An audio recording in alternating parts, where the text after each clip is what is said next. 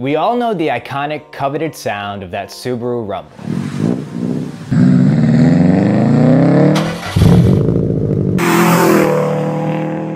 But what does it take to get the rumble? Do you need a WRX, an STI, a GT? Or can you simply have a 2007 naturally aspirated Subaru Legacy Wagon?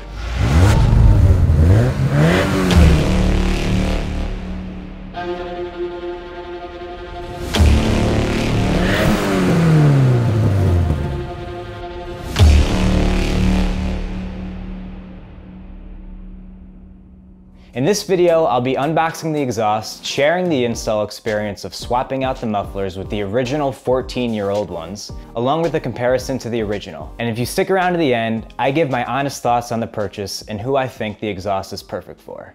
Let's check it out. Tell you what, today's a good day because yesterday, it finally came. The Nameless exhaust that I've literally been waiting. Hey Google, how many days ago was December 23rd, 2020? 74 days. 74 days. I've been waiting 74 days. The website said that it was gonna take 4 to 7 weeks, and I called them and I was just kind of asking, making sure that the exhaust would fit my car and whatever, and he said 8 weeks. It's been 10.5 weeks. It came yesterday, but it is here. I've owned Hondas my whole life, and I've always kind of hated the tuner scene and how cars sound with exhausts and whatever, but I bought this car off a friend. It's a 2007 Subaru Legacy Wagon, not the GT model, just a plain old 2.5. It's my first Subaru, and I'll tell you what, the first time I got in it and started driving it, I couldn't believe like how much more powerful it was than like all the Civics I've had. You know, I've always been interested in cars, but I had never wanted to put money toward modifying any vehicle. It's just kind of not something that I am interested in. I knew that I wanted to make an exhaust modification because, let's be honest, Subarus sound f***ing amazing with an aftermarket exhaust. So I decided to get the Nameless with the mufflers. They obviously do make it with the muffler delete, but that would probably just be a little bit too loud for what I'm looking for. I just kind of wanted like a tasteful enhancement of the exhaust tone. So let's open it up and see what's inside. Yeah. Boom. So these guys are based out of Washington, as you can see, made in the USA. Oh wait, guys, you have to look at this. The logo on the box. Hey, oh, he threw the hangers in! And they gave me a f***ing plate thing. That's sick! We got the frame, a couple stickers. Well, looks like some sort of gasket. Woo! There it is.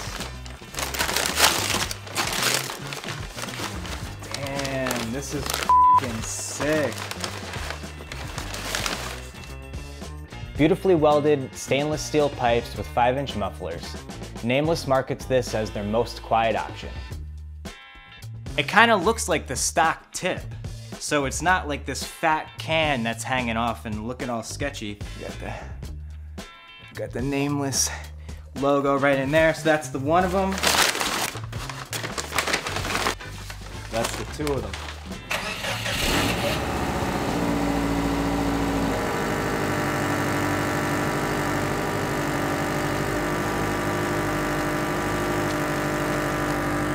It's just too quiet.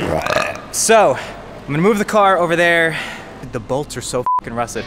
I might need to get some WD-40 or some shit just to loosen them up. So, we'll get it on the ramps and take a look.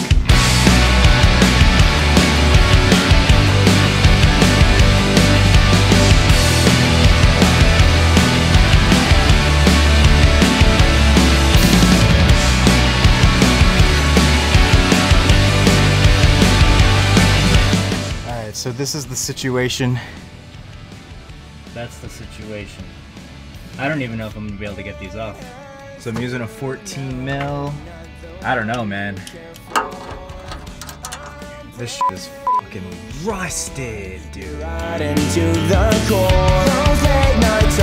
That's not budging. Oh, I got it. shit. Alright, so running into the first problem on the second bolt. The bolt is rounded in the bottom left part, and it's basically not the thread is stripped, but the bolt is stripped. I don't really know what to do.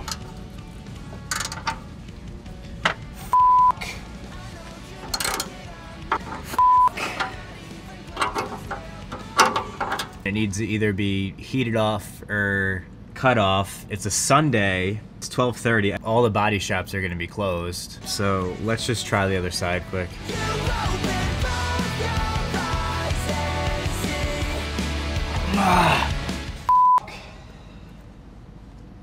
DB Blaster. Okay. Do you have like a torch there? It's called PB Blaster, not DB.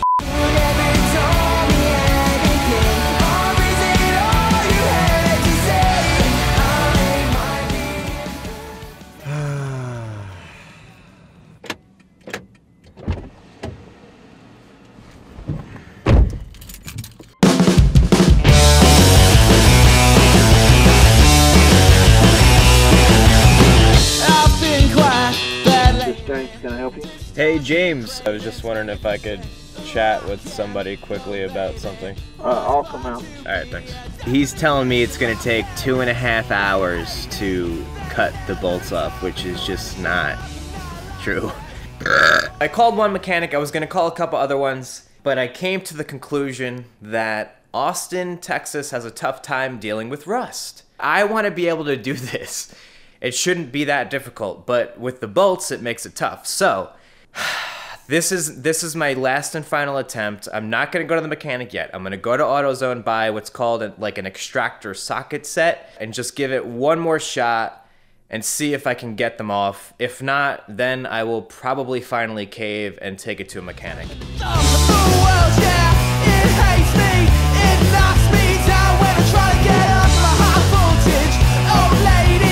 The last and final straw. Come on. There we go. There we go. Let's tighten it up. This one's fucking on there. Working through it. Working through it. In general, and this goes with any rusted bolts, you want to loosen, then tighten, then loosen, and follow that formula back and forth until the bolt comes off. I tried it with this, and to be honest, I just had to scratch it because the extractor socket made it a little bit difficult to tighten. Come on.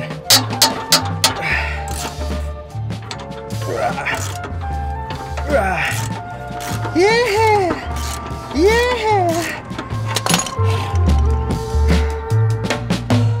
The last and final bolt. This isn't even gripping.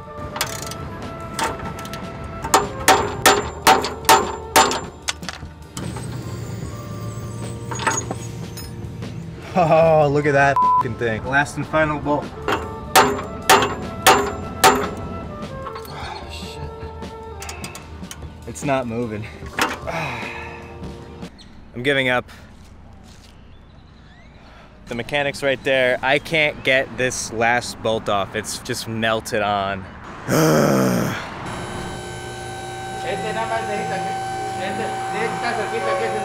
It wasn't until I got it on the lift and saw beneath how rusted the entire exhaust system was. The mid-pipe was so rusted it was dangling. At this point, I realized that a presumably simple muffler swap ended up turning into a fully open can of worms. And it had been open, honestly, since I started. Right one.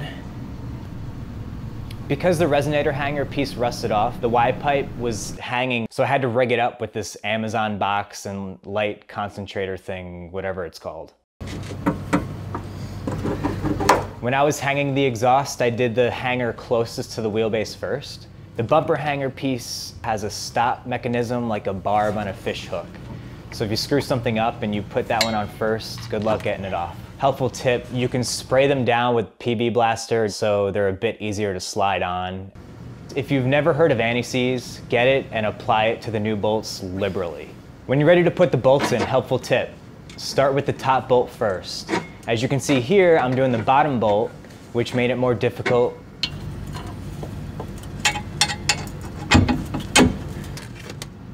Okay, the moment we've all been waiting for, let's listen to the stock exhaust one more time.